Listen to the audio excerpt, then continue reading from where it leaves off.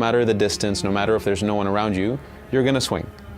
And that means all of a sudden that distance matters. The speed of your weapons matter. Your position in fight relative to other enemies also matter. Because now if you have a big spear and you're swinging it around, you can hit multiple enemies all at the same time. So all of a sudden, all these parameters of a weapon really matter in the gameplay. So it's not just about the damage anymore, it's really speed, length, position in fight, the number of enemies you're fighting. That's the basis of it, and then from there we really go deep on what weapons do the enemies have, how do they behave based on the weapon loadout they have, from heavy weapons to fast weapons to shields. All of this has a huge impact on fight and the way as a player you're meant to read the fight and react to it. What kinds of weapons will we be able to use? Megan, we have a ton of melee weapons and ranged weapons. So if I start with the ranged weapons, there's the hunter bow, which is a more traditional bow. There's the warrior bow, which is, let's say, a shotgun bow. It shoots multiple arrows at the same time and you can focus the spread.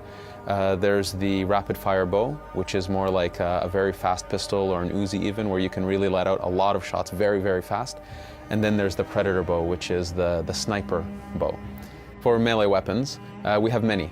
So you can fight barehanded, you can fight with a sword and a shield, you can fight with a spear, you can fight with heavy blunt weapons like maces, you can fight with heavy bladed weapons like giant axes, you can fight with what we call a scepter, which is a very fast staff, if you will. Fight dual wielded with two short swords. We also have two major types of attack, which is the light attack and the heavy attack, and these build combos. So each weapon also has a different combo output, so based on how you use the light and heavy, you have a different set of attacks. We want players to discover each weapon, that every new weapon type gives them this learning curve that they need to master and to decide what's their favorite. The big thing that we're pushing in terms of equipment actually is that now it's a very RPG-driven system. So all these types of weapons I mentioned, they all have levels, they all have stats, they all have attributes.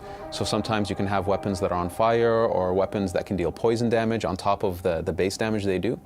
So we've really delved deep into more RPG type mechanics, but that are still credible in the world. There's a huge amount of depth in the system and we're excited for people to discover that depth and find that style that they love to play with. How do enemies react in combat? By Sarah. So Sarah, how enemies react in combat?